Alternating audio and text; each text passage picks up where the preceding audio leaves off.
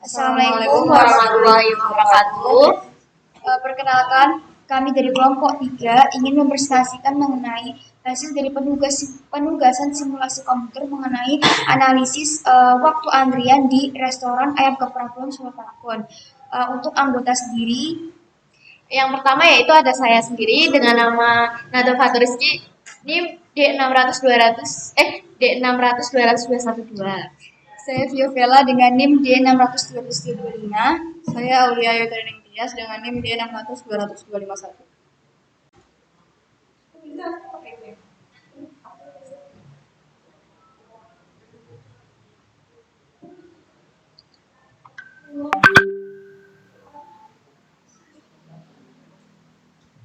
Baik, ini merupakan ketiga anggota kelompok kami.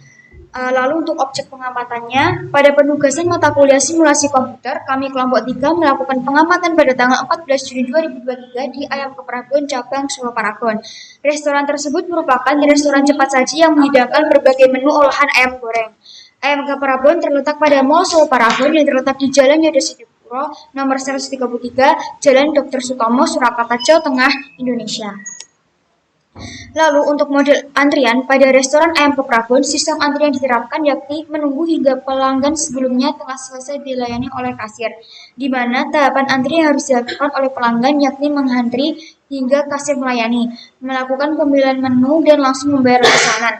Setelah pelanggan selesai melakukan transaksi dengan kasir, pelanggan diarahkan pada meja pengambilan pesanan. Model yang digunakan dalam sistem ini yaitu single channel single pass atau model antrian satu jalur dengan satu pelayanan. Lalu untuk permasalahan antrian, dalam penerapan model antrian single channel single pass terdapat permasalahan yang dapat dikaji, yakni proses penyajian makanan yang memakan waktu kurang lebih 3 menit, di mana hal tersebut menyebabkan menumpuknya pelanggan pada area penyajian makanan. Di sisi lain, pelanggan harus mencari tempat makan pada food court tempat ayam keprabuan beroperasi. Lalu untuk input pengambilan data, dalam penelitian pengembalian data dilakukan pada 14 Juli 2023 yang dimulai pukul 13.36 hingga pukul 14.37 di Ayam Keprabuan Solo Paragon. Dari hasil penelitian didapatkan hasil 58 data dengan waktu yang berbeda-beda dari masing-masing pelanggan. Dapat dilihat untuk perekapan data ini terdapat arrival time atau waktu kedatangan, lalu ada jarak antar kedatangan, ada start time, ada service time, end time atau waktu selesai, waktu tunggu, dan waktu dalam sistem. Berikut merupakan ke-58 data pelanggan yang nantinya akan dianalisis.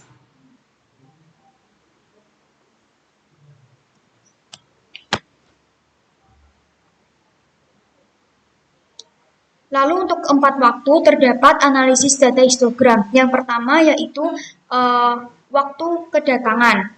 Berdasarkan output isi feed waktu antar kedatangan dapat diketahui bahwa hasil data waktu antar kedatangan mendekati distribusi gamma karena pengujian goodness of fit menunjukkan bahwa data tersebut diterima.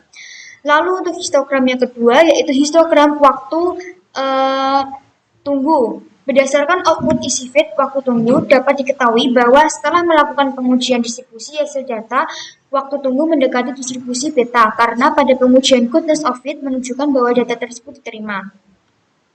Lalu untuk histogram yang ketiga yaitu waktu pelayanan. Berdasarkan output isi feed waktu pelayanan dapat diketahui bahwa setelah melakukan pengujian distribusi bahwa hasil data waktu pelayanan mendekati distribusi available karena pada pengujian goodness of fit menunjukkan bahwa data tersebut diterima.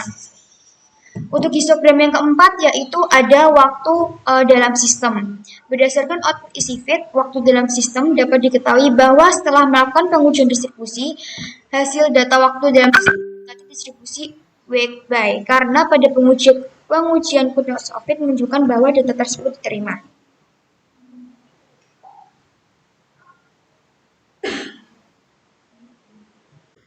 Oke, lanjut ke simulasi analogik yang kami buat atau program yang kami buat itu yaitu untuk antrian dari ayam keprabuan terbagi menjadi 3 proses atau 3 waktu antrian. Yang pertama itu ada waktu kedatangan, yang kedua ada waktu antrian, yang ketiga ada waktu pelayanan. Untuk waktu antrian sendiri ada 2 tahapan ya atau 2 fase, yaitu di kasir atau dan juga pengambilan ayam. Untuk proses kedatangannya dilambangkan dengan source atau disimbolkan untuk waktu masuk pelanggannya.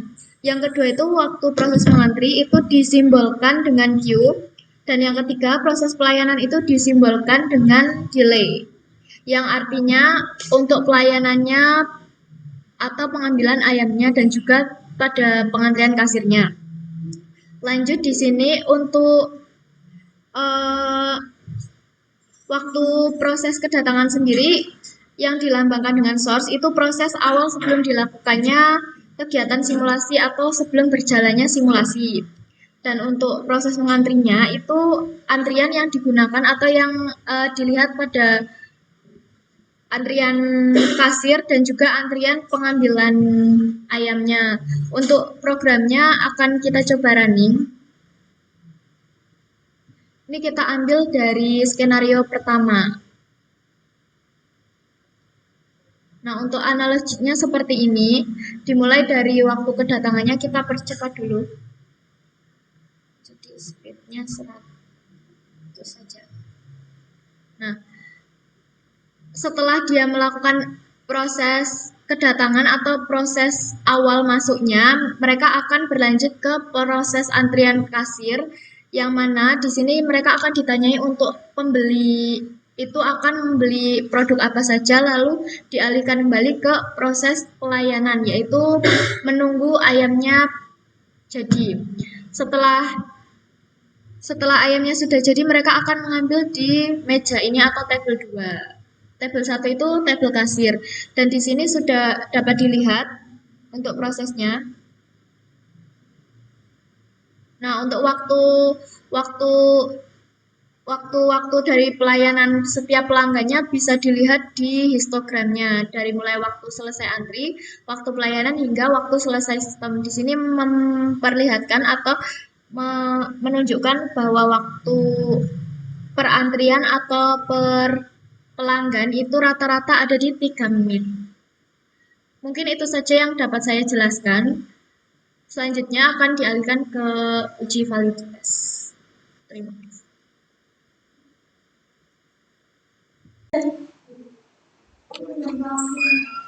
Selanjutnya kita akan masuk ke uji validitas. Di sini kami sudah merekap data dari running dari analogic, ada rata-rata waktu mengantri, waktu pelayanan dalam sistem, antrian terbanyak, serta utilitas pelayanan. Kemudian di sini kami juga merekap waktunya, yaitu waktu pelayanan dalam menit. Di sini kita kalikan dengan 60. Kemudian kita masukkan ke data simulasi pada sheet kedua ini. Data aktual ini didapatkan dari data pelayanan dari data Excel. Kemudian di sini kami juga ada hipotesis. Sebelumnya saya akan menjelaskan sedikit untuk apa sih diadakan uji validitas. Jadi uji validitas ini digunakan untuk memastikan bahwa data yang dikumpulkan adalah akurat dan dapat dipercaya.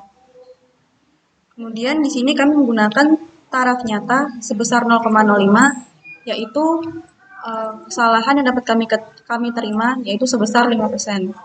Kemudian di sini ada T kritis didapatkan min 1,69726.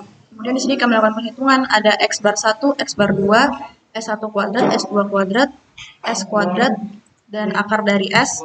Kemudian didapatkan T hitung sebesar 0,645927. Kemudian didapatkan di sini kriteria ujinya terima H0 jika min T kritis lebih kecil dari T hitung, lebih kecil dari T kritis. Sehingga didapatkan kesimpulan karena min T kritis lebih kecil dari T hitung dan lebih kecil dari T kritis, maka H0 diterima. Oleh karena itu rata-rata output sistem nyata sama dengan atau dapat diterima dengan rata-rata output simulasi. Sekian penjelasan dari kami. Sekian penjelasan dari kelompok 3. Kurang dan lebihnya kami mohon maaf. Terima kasih. Wassalamualaikum warahmatullahi wabarakatuh.